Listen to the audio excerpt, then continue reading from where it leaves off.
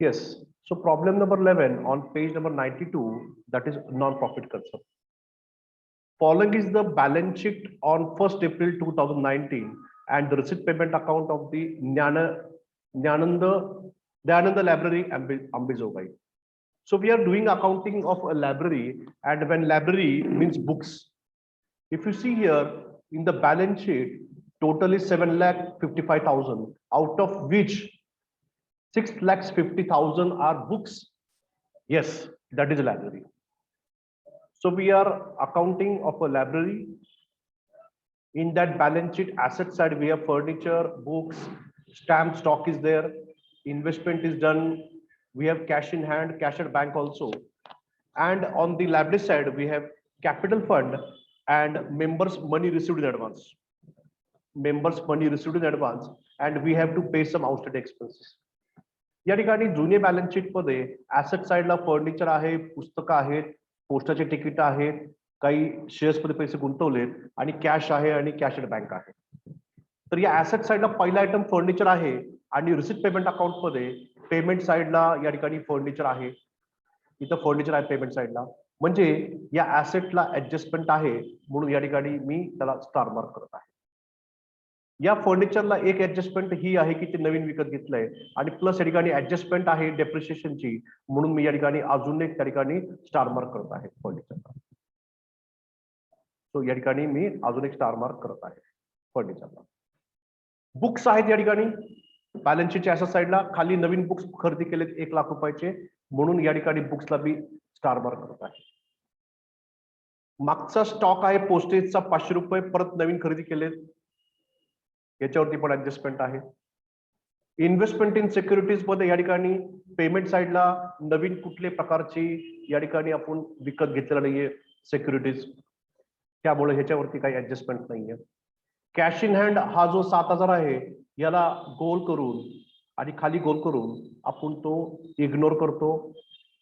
हा बॅलन्स जो बँकेतला इथे 40,000 आहे, खाली 40,000 आहे, या दोन गोष्टी आपण या ठिकाणी इग्नोर करतो, ते पुढे घ्यायचं नाही. मग या ठिकाणी बॅलन्स शीटच्या ऍसेट साइडला पहिला आयटम आहे फर्निचर 50,000 आणि मग या ठिकाणी सोल्युशन मध्ये बॅलन्स शीटच्या ऍसेट साइडला फर्निचर इनर कॉलम मध्ये 50,000. नवीन बॅलन्स शीटच्या ऍसेट साइडला फर्निचर किती आहे? 50,000. किती आहे? 50,000. जुन्या बॅलन्स शीटच्या ऍसेट साइडला फर्निचर किती? 50. ते नवीन बॅलन्स शीटच्या ऍसेट साइडला 50 कुठे गेले? इनर कॉलम मध्ये गेलेला आहे. Then second item is books. केवढ्याचे बुक्स आहेत आपल्याकडं? 6,50,500 पुस्तकं आहेत. मग हेच पुस्तकं नवीन बॅलन्स शीटच्या लायब्ररी साइडला बुक्स इनर कॉलम मध्ये 6,50,000, कारण त्याच्यावरती दोन ऍडजस्टमेंट आहेत, म्हणून इनर कॉलम मध्ये 6,50,500. बॅलन्स शीटचे दोन आयटम झालेले आहेत. तिसरा आयटम आहे स्टॉक ऑफ पोस्टेज स्टॅम्प्स. पोस्टाचे तिकीट आपण वापरणार आहोत, खर्च करणार आहोत, आणि म्हणून ही एंट्री जाईल तुमच्या इन्कम एक्सपेंडिचरच्या डेबिट साइडला to stock of postal stamps. या ठिकाणी to postage stamps opening stock या ठिकाणी इनर कॉलम मध्ये 500 रुपये. पोस्टेज स्टॅम्प नंतर तुमच्याकडे इन्व्हेस्टमेंट इन सिक्युरिटीज किती? 7,000 रुपयाची इन्व्हेस्टमेंट आहे, त्यामध्ये काही भर पडलेली नाहीये, आणि म्हणून नवीन बॅलन्स शीटच्या डायरेक्टली ऍसेट साइडला इन्व्हेस्टमेंट इन सिक्युरिटीज आहे तेवढेच कॅरी या ठिकाणी 7,000 रुपये आपण कॅरी फॉरवर्ड करणार आहोत. किती? 7,000 रुपये. इन्व्हेस्टमेंट इन सिक्युरिटीज 7,000 रुपये. आणि मग हे दोन आयटम जे आहेत कॅश इन हँड आणि कॅश ॲट बँक, यांना आपण इग्नोर करतोय, कारण ते काय आहेत या ठिकाणी हा क्लोजिंग बॅलन्स आहे, आणि म्हणून खाली पण या ठिकाणी आपण काय करतो? इग्नोर करतोय, यांना घ्यायचं नाही. ही झाली तुमची जुन्या बॅलन्स शीटची ऍसेट साइड. आता लायब्ररी साइडला सर्वप्रथम आहे कॅपिटल फंड. किती आहे? 7,50,000. हा कॅपिटल फंड तुमच्या नवीन बॅलन्स शीटच्या लायब्ररी साइडला इनर कॉलम मध्ये जाईल. नवीन बॅलन्स शीटच्या लायब्ररी साइडला capital fund inner column 7,50,000 as it is. नंतर कॅपिटल फंड नंतर पुढचा आयटम आहे सबस्क्रिप्शन रिसिव्ड ऍडव्हान्स. म्हणजे हे पैसे कधी दाखवतो आपण? 18-19, म्हणजे हा 19-20चा पैसा आपण घेतलाय. किती हजार? 3,000. आणि आपण 19-20चा काउंटिंग करतोय, म्हणजे 19-20च्या इन्कम मध्ये हे 3,000 रुपये रिफ्लेक्ट होणार आहे. रिपीट करतो मी, आपली बॅलन्स शीट ही 18-19 ची आहे. त्यामध्ये तुम्ही ऍडव्हान्स घेतलाय. ऍडव्हान्स म्हणजे पुढचं वर्ष म्हणजे 2019-20 आणि आपलं अकाउंटिंग 19-20 आहे. म्हणजे आपल्या 19-20च्या इन्कम आणि एक्सपेंडिचर अकाउंट मध्ये हे 3000 रुपये आपले या ठिकाणी समाविष्ट होतील, आपला इन्कम होईल. आणि म्हणून या ठिकाणी इन्कम एक्सपेंडिचरच्या इन्कम साइडला by add subscription receipt advance किती या ठिकाणी 3000 रुपये आपण आपल्या चालू वर्षाच्या इन्कम मध्ये ऍड करणार आहोत, कारण आपण तो मागे घेतला होता. जुन्या बॅलन्स शीटचा आयटम आपण इथे घेतलेला आहे. इन्कम साइडला आउटस्टँडिंग एक्सपेन्सेस किती आहेत? 2000. या ठिकाणी जुन्या बॅलन्स शीटला 2000 रुपये आपण दाखवतोय पैसे देणं आहे. या ठिकाणी पेमेंट साइडला या बॅलन्स शीट झाल्यानंतर इथं आपण ते आउटस्टँडिंग एक्सपेन्सेस पेड केले आहेत. या ठिकाणी 2000 रुपये इथं आपण दाखवतोय की ते देणं आहे. या ठिकाणी आपण देऊन टाकलेले आहेत आणि म्हणून हा आउटस्टँडिंग एक्सपेन्स आयटम पुढच्या बॅलन्स शीटला जाणार नाही, कारण त्याचं पेमेंट झालेलं आहे. म्हणजे ही एंट्री झालेली आहे आणि ही एंट्री झालेली आहे. अशा पद्धतीने आपण जुनी बॅलन्स शीट ही ट्रान्सफर केली आहे. आता पेमेंट रिसिप्ट पेमेंट अकाउंट मध्ये पेमेंट साइड काय आहे स्टुडंट्स, तर तुम्हाला सांगितलंय काल मी. पेमेंट साइड म्हणजे एक तर आपण खर्चासाठी पैसे देतो किंवा ऍसेट विकत घेतो किंवा एखादी ओल्ड लायबिलिटीचं पेमेंट करतो.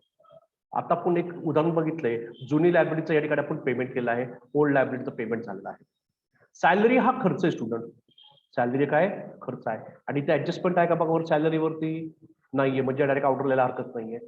तो बाय सॅलरी किती 24,000 हा एक्सपेन्स आहे, याच्यावर कुठेही स्टार मार्क केलं नाहीये. या ठिकाणी 1 2 3 4 ऍडजस्टमेंट्स मध्ये 5 ऍडजस्टमेंट आहे, त्यामध्ये सॅलरी कुठेच ऍडजस्टमेंट नाहीये. म्हणजे सॅलरीचा खर्च जो झाला 24,000 हा डायरेक्ट फायनल अमाऊंट आहे आणि म्हणून इन्कम एक्सपेंडिचरच्या डेबिट साइडला या ठिकाणी to salaries direct outer column मध्ये 24,000 टाकलेली आहे एक्सपेंडिचर साइडला. टाकली एक्सपेंडिचर साइडला. सॅलरीज नंतर या ठिकाणी पर्चेस ऑफ पोस्टेज स्टॅम्प्स, मागचे स्टॅम्प्स होते त्यामध्ये नवीन खरेदी केली केवढ्याची 1500 रुपयाचे आणि इथं परत खाली बघा शिल्लक आहे 200 रुपयाचे. म्हणजे मागच्या वर्षीचे 500, आता खरेदी केले 1500, असे टोटल आपल्याला तिकीट किती आहेत 2000 रुपयाचे. तर या ठिकाणी इन्कम एक्सपेंडिचरच्या डेबिट साइडला to stock of postal stamps 500 होते, त्यामध्ये या वर्षी आपण खरेदी केले 1500 रुपयाचे. टोटल आपल्याकडे स्टॅम्प्स किती झालेत 2000 रुपयाचे स्टॅम्प झालेले आहेत इनर कॉलम मध्ये. नंतर पुढे आहे स्टॅम्प्स आपण खरेदी केलेत 2 आयटम. नंतर बुक्स घेतले आपण, पण कधी घेतले 1 ऑक्टोबरला. केवढ्याचे बुक्स घेतले 1 लाख रुपयाचे. म्हणजे बुक्स ही ऍसेट आहे आणि म्हणून नवीन बॅलन्स शीटच्या ऍसेट साइडला या बुक्स मध्ये नवीन परचेसचं काय होणार आहे ऍड होणार आहे. सो या ठिकाणी बुक्स जुने होते 6,50,000, त्यामध्ये नवीन खरेदी केलेत 1 लाख रुपयाचे. टोटल असे 7,50,500 रुपयाचे पुस्तकं आपल्याकडे आहे. ही पेमेंट साइडची एंट्री. पेमेंट साइडची बुक्सची एंट्री झालेली आहे, त्याला आपण गोल केलं म्हणजे त्याची एंट्री झालेली आहे.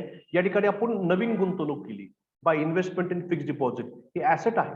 एफडी केली केवढ्याची 50,000ची आणि म्हणून नवीन बॅलन्स शीटच्या ऍसेट साइडला या ठिकाणी investment in fixed deposits balance शीटच्या ऍसेट साइडला 50,000 रुपये ही नवीन ऍसेट आपण क्रिएट केलेलं आहे. देन बाय इन्व्हेस्टमेंट फर्निचर, या ठिकाणी पुन्हा एक नवीन ऍसेट विकत घेतलेली आहे. किती रुपयाची घेतली 30,000ची ऍसेट विकत घेतली फर्निचर. जुन्या बॅलन्स शीट मध्ये फर्निचर मध्ये ऍड परचेस 30,000. जुन्या बॅलन्स शीटच्या ऍसेट साइडला फर्निचर मध्ये ऍड परचेसेस 30,000. टोटल 80,000 रुपयाचा आपलं काय झालं ठिकाणी परचेस झालेला आहे. फर्निचर नंतर या ठिकाणी प्रिंटिंग एंड स्टेशनरीचा आपला खर्च आहे आणि किती रुपयाचा खर्च आहे या ठिकाणी 6,000 रुपयाचा. ऍडजस्टमेंट काय आहे का प्रिंटिंग स्टेशनरीवरती काहीच नाहीये, म्हणजे हा एक्सपेन्स आहे तसंच जाणार आहे. त्यानंतर रेंट वरती किती भाडं द्यायचं, किती भाडं भरले आपण 18,000, ते सुद्धा खर्च आहे. प्रिंटिंग स्टेशनरी खर्च आहे, रेंट पण खर्च आहे 6,000 18,000, यावर कुठल्याही प्रकारची ऍडजस्टमेंट नाहीये. म्हणजे हा खर्च डायरेक्टली इन्कम एक्सपेंडिचरच्या डेबिट साइडला आउटर कॉलम मध्ये जाईल. This printing and stationery and rent has no adjustment and both are expenses, so it will go to income expenditure debit side, that is expenditure side. Printing stationery 6,000 and rent 18,000. So if you see here income expenditure debit side to printing and stationery 6,000 rupees and to rent 18,000 rupees, direct outer column, because that doesn't have any adjustments. So payment side, we have finished with your printing stationery and rent. Closing balance of cash 9,500. Closing balance of bank 43,000. These both items are closing balance and those are assets. So it will go to new balance sheet asset side. Cash in hand 9,500 and bank 43,000. Naveen balance शीटच्या asset साइडला cash balance या ठिकाणी 9,500 आणि या ठिकाणी bank balance 43,000. So this is the balance that will go to your new balance sheet. Cash in hand 9,500, cash at bank 4,300. So this way we have finished with the payment side. Now let's focus on the receipt side. Opening बॅलन्सला गोल केले ते घ्यायचं नाहीये. या ठिकाणी two members subscription किती आहे 1,80,000 आपला इन्कम आहे स्टुडंट. या ठिकाणी एंट्रन्स फीज पण काय आहे या ठिकाणी इन्कम आहे. जुने न्यूजपेपर विकून पैसे मिळाले तो पण इन्कम आहे. लेक्चर हॉल आपण रेंटने दिले भाड्याने दिलेलं आहे त्याचे पैसे मिळाले ते पण इन्कम आहे. जे आपण इन्व्हेस्टमेंट केली ती सिक्युरिटी होती व्याज मिळालेलं आहे ते पण आपलं इन्कम आहे. आणि लाईफ मेंबरशिप पण काय इन्कम आहे. पण लाईफ मेंबरशिपवर काय सांगितलंय या ठिकाणी ऍडजस्टमेंट आहे.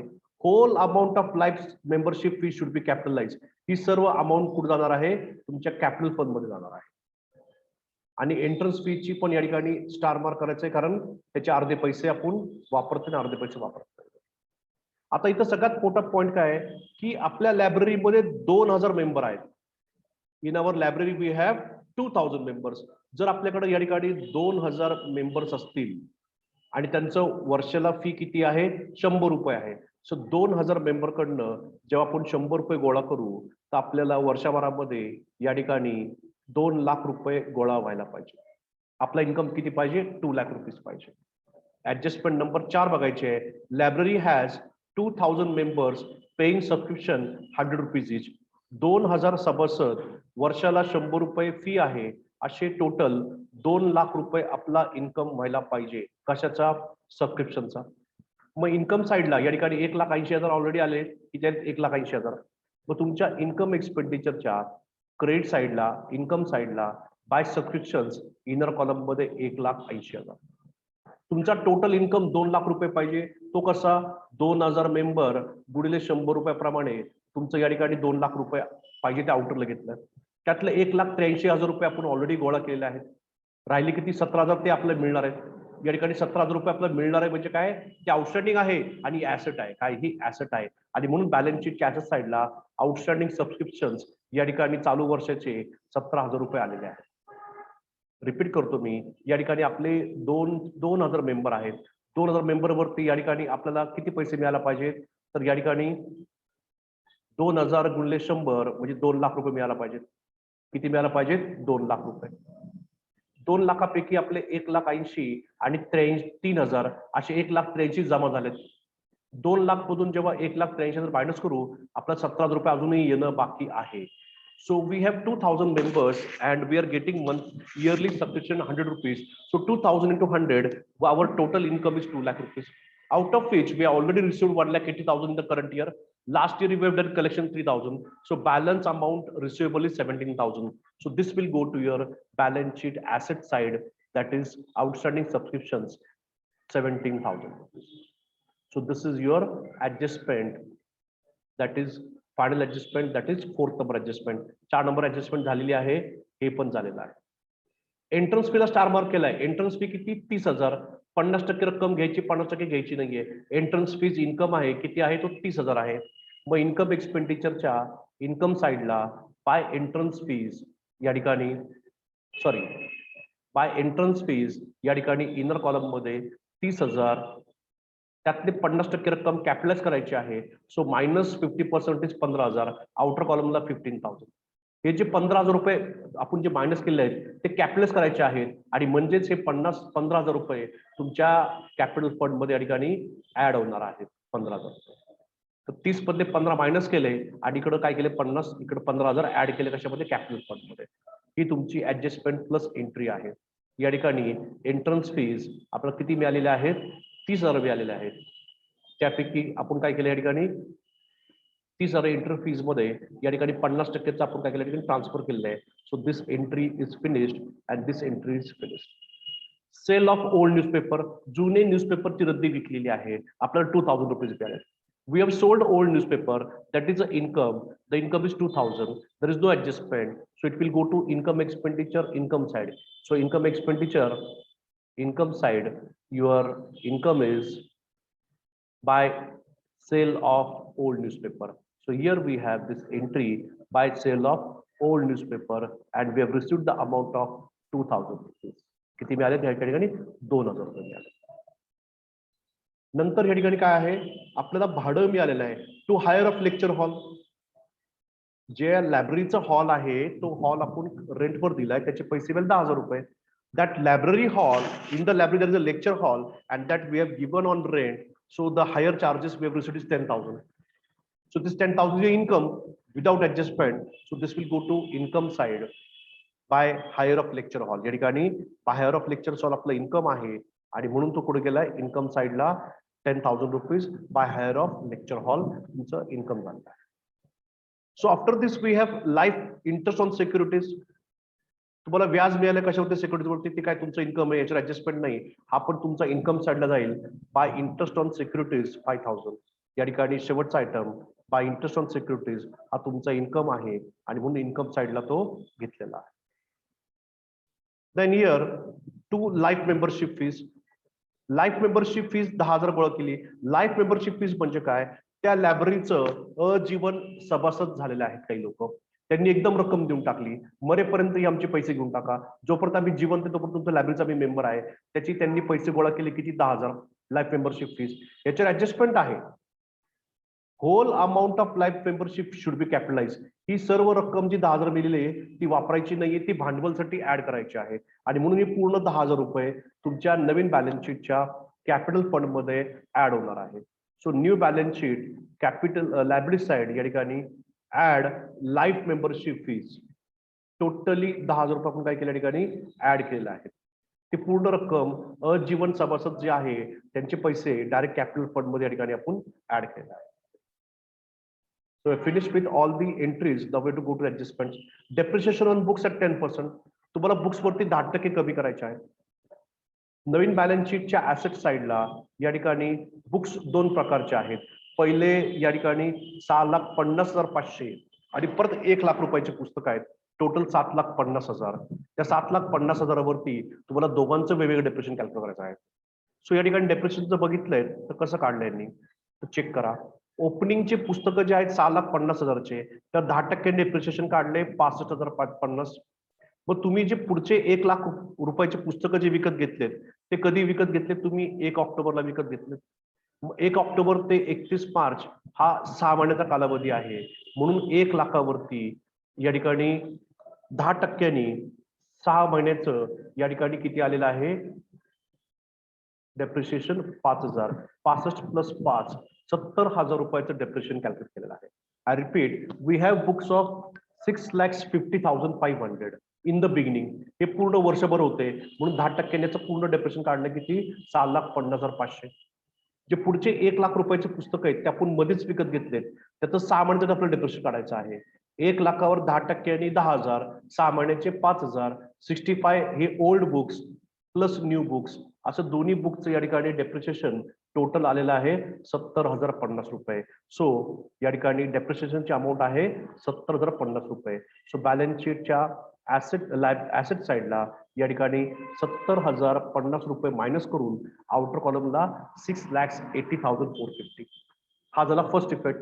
सेकंड इफेक्ट, जेव्हा तुम्ही डेप्रिशिएशन करता तर तुमचं या ठिकाणी काय होतं, बुक्सची व्हॅल्यू कमी होती, आणि म्हणून या ठिकाणी बॅलन्स इन्कम एक्सपेंडिचरच्या डेबिट साइडला या ठिकाणी डेबिट साइडला टू डेप्रिशिएशन बुक्सचे 70,050 रुपये. सेम फर्निचरचं पण असंच आहे. या ठिकाणी पहिलं फर्निचर आपलं केवढ्याचं होतं, 30,000 रुपयाचं ओल्ड फर्निचर आहे. त्यात नवीन फर्निचरची भर पडलेली आहे. सॉरी, हे नवीन फर्निचर आहे. या ठिकाणी ओल्ड फर्निचर केवढ्याचं आहे, 50,000चं आहे. Old furniture 50,000. न्यू फर्निचर किती, 30,000. 50 आणि 30 80. आणि हे कधी खरेदी केलंय, 1 जुलैला खरेदी केलंय. त्याचं डेप्रिशिएशन किती आहे, 8.5% आहे. पण या ठिकाणी वर्किंग नोट मध्ये जर बघितलंय तर आपल्याला डेप्रिशिएशन कॅल्क्युलेट केलं आहे फर्निचरचं. हे ओल्ड फर्निचर आहे, पूर्ण 12 महिने वापरलंय, 50,000 गुणिले 8.5 भागिले 100 इज इक्वल टू 4250. आता 0.5 हे कसं करायचं आहे, तर 50,000 ही पूर्ण रक्कम घ्या गुणिले 8.5 बरोबर भागिले 100 करण्यापेक्षा इथं एक 0 काढून टाका आणि इथे 0 वाढवा, म्हणजे किती होईल या ठिकाणी 50,000 गुणिले 85/1000. हे 3 शून्य गेले, हे 3 शून्य गेले, मल्टिप्लिकेशन करायचंय आणि मग तुम्हाला उत्तर मिळेल या ठिकाणी 4250. 8.5 म्हणजेच या ठिकाणी 8.5 अपॉन 100 इज इक्वल टू 85/1000 असं ते करू. या ठिकाणी जुने जे फर्निचर होतं त्याच्यावरती आपलं डेप्रिसिएशन किती आलंय 4,250. आम्ही नवीन पुस्तक विकत घेतले 30,000चे, 6 महिन्यासाठी डेप्रिसिएशन काढू शकताचे. 30,000ची पुस्तकं 8.5% डेप्रिसिएशन 9 महिन्यासाठी, त्याचं डेप्रिसिएशनची व्हॅल्यू आलेली 1912. So old depreciation plus new depreciation, total depreciation on furniture is 6162. So this will be deducted from your balance sheet asset side. Balance sheet च्या asset side ला या ठिकाणी depreciation बुक्स फर्निचर वरती 6162 minus केले, बाहेर किती आले आउटरला 73,838. So this depreciation of 6162 will go to your income expenditure debit side to depreciation on furniture 6162, total outer column 76,212, 74,212, 76,212.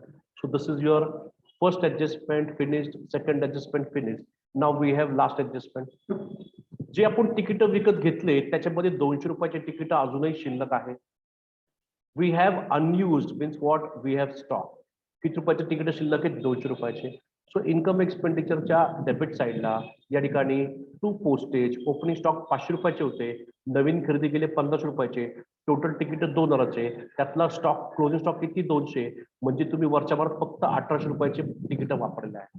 हा स्टॉक शिल्लक आहे म्हणून बॅलन्स शीटच्या ऍसेट साइडला stock of unused postage stamps, stock of postage stamps किती आहे या ठिकाणी 200 रुपीज शिल्लक आहे. So this finished your last adjustment and we have finished the problem. तर हा प्रॉब्लेम संपलेला आहे सॉल्व्ह करून. त्यात सगळ्यात पहिलं कोणता अकाउंट क्लोज करायचा, इन्कम एक्सपेंडिचर. इन्कम एक्सपेंडिचर मध्ये या ठिकाणी इन्कम खूप जास्ती आहे 2,32,000. ती टोटल कॉपी केली आपण डेबिट साइडला. त्या डेबिट साइडच्या टोटल मधून आपण खर्च जर मायनस केले तर आपल्याला या ठिकाणी काय मिळतोय, सरप्लस भेटलेला आहे. हा सरप्लस काय करतो आपण या ठिकाणी नवीन बॅलन्स शीटच्या कॅपिटल फंड मध्ये ऍड करतो. So this 1,05,988, this surplus will be added in your capital fund 1,05,988. So that is your new balance of capital fund. New balance of capital fund काढल्यानंतर आपल्या बॅलन्स शीटची टोटल करायची आहे. So balance sheet liability side we have only one item that is capital fund. Total is 8,80,988. Same will try to total all the asset items. If you add up all, you will get the total of 8,80,988. So this was the problem on page number 92. I think it was 11 number problem. Any doubt on this, please, students? काय doubt आहे याच्यावरती? Any doubt, students?